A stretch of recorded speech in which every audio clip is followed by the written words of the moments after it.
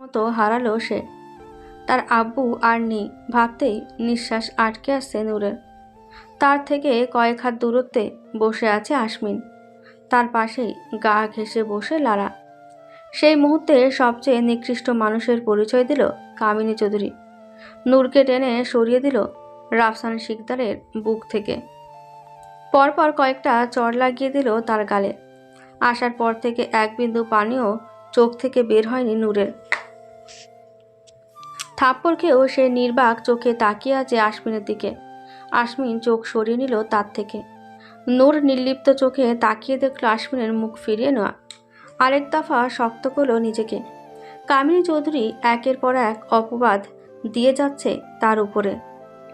বেহায়া চরিত্রহীন মেয়ে মানুষ, বাবার মৃত্যুর আগেও তার সাথে দেখা না করে পরপুরুষের সাথে রং ঢং করে এখন এসেছে নাটক করতে। নষ্টা মেয়ে কোথাকার, লজ্জা করে না এমন নোংরামি করতে? আমার ভাইয়ের আশেপাশেও আসবি না তুই। তোর এই কলঙ্কিনী মুখ নিয়ে বেরিয়ে যা এখান থেকে। কামিনী চৌধুরীর দিকে এক পলক তাকিয়ে নূর আসমিনের সামনে গিয়ে দাঁড়ালো। শান্ত গলায় বলল, আপনার কিছু বলার আছে মন্ত্রী সাহেব?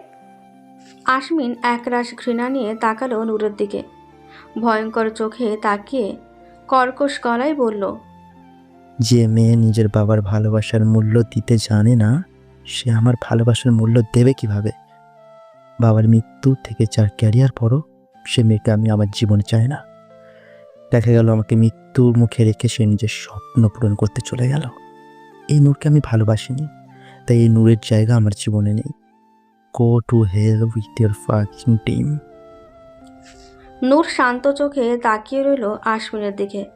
তার চোখে বাবা হারানো শোক নেই, স্বামীর প্রতারণা, অবিশ্বাস, ধোঁকা, কোনো কিছুর জন্য কোনো অনুভূতি নেই। চোখে নেই এক বিন্দু নোনা জল। আসমিনের সামনে থেকে বাবার লাশের পাশে গিয়ে বসল নূর। বাবাকে জড়িয়ে ধরে ক্লান্ত গলায় বলল, তুমি মানুষ চিনতে ভুল করলে আব্বু। অযোগ্য মানুষের হাতে নিজের মূল্যবান রত্ন তুলে দিয়েছ। আমাদের শেষ দেখাটা সুখকর হলো না আব্বু। যে শূন্যতা নিয়ে তুমি চলে গিয়েছো, আমাকে তা সারা জীবন বয়ে বেড়াতে হবে। পরপারে ভালো থেকো আমার সুপার হিরো। আমি তোমার রত্নের যত্ন নিব। কামিনী চৌধুরী তেড়ে আসতে নিতেই আমজাদ চৌধুরী তাকে শক্ত হাতে থামিয়ে দিল। ভয়ঙ্কর চোখে তাকিয়ে বুঝিয়ে দিল, ফলাফল ভালো হবে না। স্বামীর কড়া চাহনিতে থেমে গেল কামিনী চৌধুরী। কটমট করে তাকিয়ে রইল নূরের দিকে। বাবার কপালে চুমু খেয়ে নিজের রুমে চলে গেল নূর। রাফসান শিকদারকে দাফন করতে নিয়ে যাওয়ার সময়ও নিচে আসেনি সে। তানভীর সারাটা সময় চুপচাপ সব কিছু দেখে যাচ্ছিল। নূরের এই শান্ত ব্যবহার ভাবাচ্ছে তাকে। নূরের পিছু পিছু সেও এসেছিল এখানে। কামিনী চৌধুরী নূরকে আঘাত করার সময় যখন সে রেগে গিয়ে এগিয়ে যাচ্ছিল, তখন নূরের ইশারায় থেমে যায় সে। তখন থেকে সারা শরীর রাগে জ্বলছে তার। রাফসান শিকদারের দাফন শেষ হলো রাত 2টায়। দলীয় নেতা সহ হাজার হাজার মানুষ তার জানাজায় অংশগ্রহণ করেছে। বিরোধী দলীয় নেতা আয়মান তালুকদারও এসেছে জানাজায়। সারা দেশে তোলপাড় শুরু হয়ে গেল খুনিকে ধরার জন্য। আসমিন হিংস্র বাঘের মতো শত্রুদের একে একে শেষ করতে লাগলো। তবুও কোথাও কোনো লিঙ্ক পাওয়া যাচ্ছিল না। সারা রাত বাইরে কাটিয়ে ভোরে বাসায় আসে আসমিন। রক্ত জবার মতো লাল চোখ নিয়ে রুমে ঢুকতেই শব্দ করে দরজা বন্ধ করে দেয় সে। বারান্দায় দাঁড়িয়ে থাকা সদ্য বাবা হারানো মেয়েটির দিকে ফিরেও তাকায় না। ওয়াশরুম থেকে ফ্রেশ হয়ে বিছানায় শরীর এড়িয়ে দেয় সে। সেদিকে তাকিয়ে তাচ্ছিল্যের হাসি হাসল নূর। চোখ ঘুরিয়ে আকাশের দিকে তাকিয়ে গুনগুন করে কয়েকটা লাইন গাইল। ও সুরে সুরে গানে কবিতায় তোমাকে খুঁজে মন দুহায়, তুমি দাও না ধরা। ও বারে বারে কথা থেমে যায়, আরো একাই জীবন মনে হয় থাকে দিশেহারায়। মনে অনুরাগে বাজে কোন রাগিনী,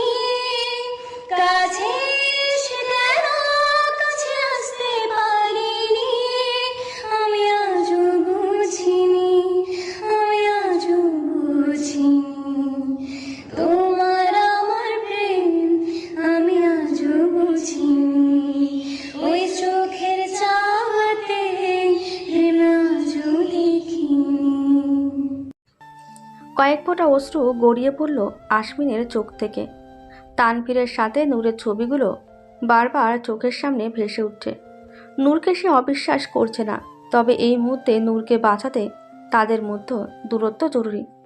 যতই কষ্ট হোক না কেন, কাল পর্যন্ত অপরাধীকে বোঝাতে হবে তার জালে আশমিন ফেসেছে।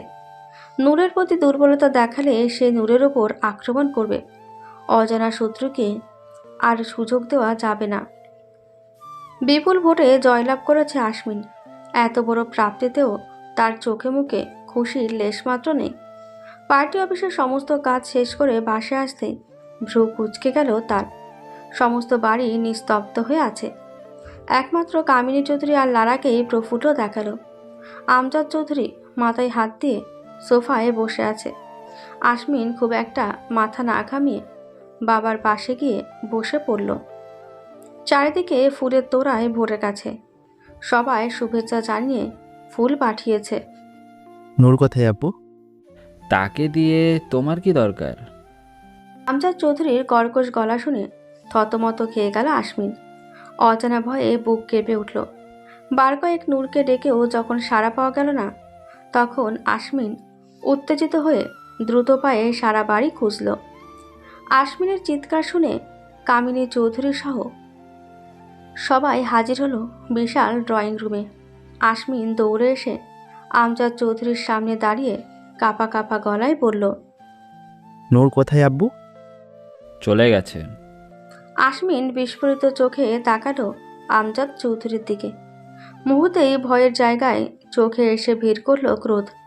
চিৎকার করে বলল, চলে গেছে মানে? কোথায় গেছে নূর? আমি বলেছিলাম না নূর যাতে বাসা থেকে বের না হয়। কে বের হতে দিয়েছে ওকে?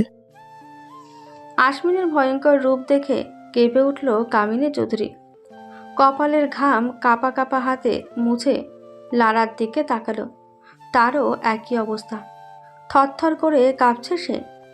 আমজাদ চৌধুরী কামিনী চৌধুরীর সামনে গিয়ে দাঁড়ালো। রক্ত চক্ষু দিয়ে তাকিয়ে চিৎকার করে বলল, মা মরা মেয়েটা তো তোমার নিজের রক্ত ছিল কাহিনী, তার ওপর কিসের এত রাগ তোমার বলতে পারো?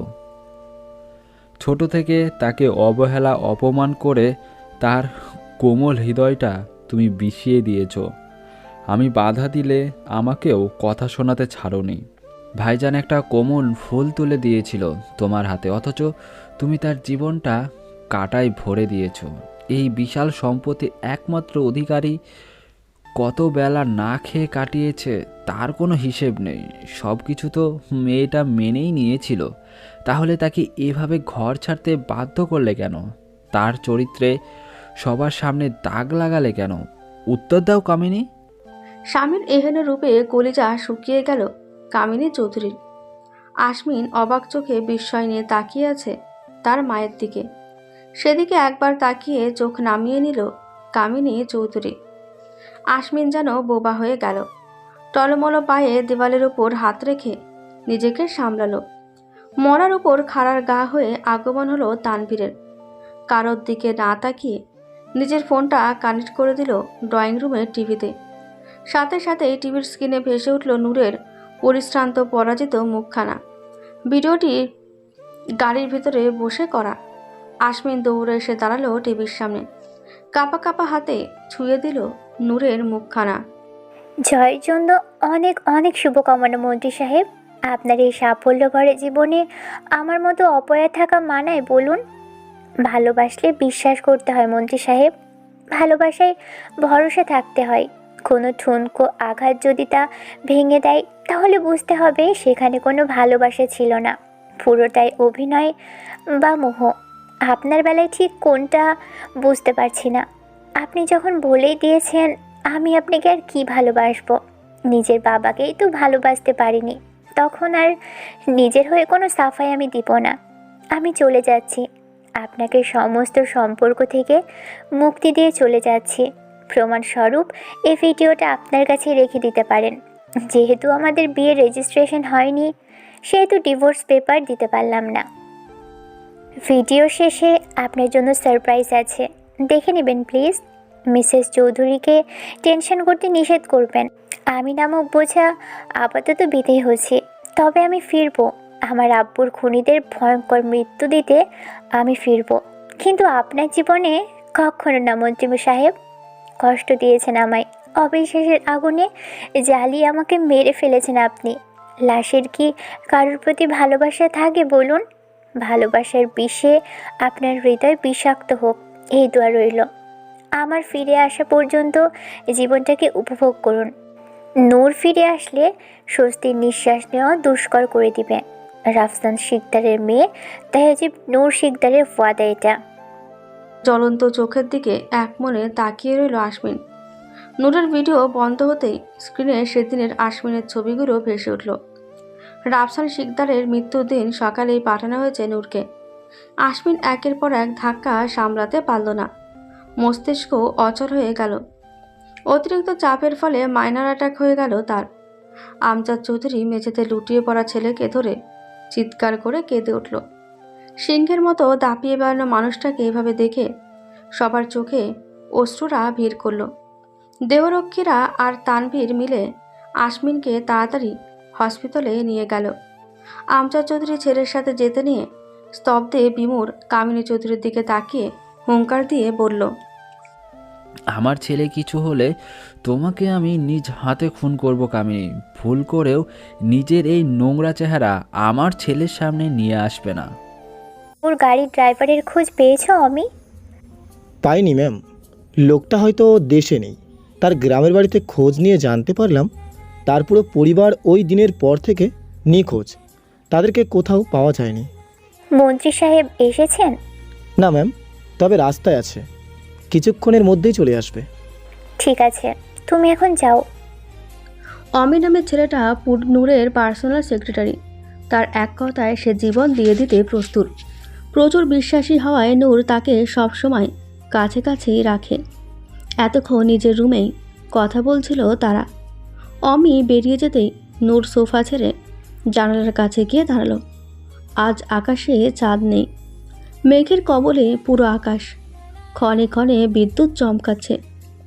আকাশের থেকে চোখ সরিয়ে নিচে তাকাতেই আশমিনের গাড়ি ঢুকতে দেখল নূর। কালো 10টা গাড়ির দ্বিতীয় গাড়িটা আশমিনের।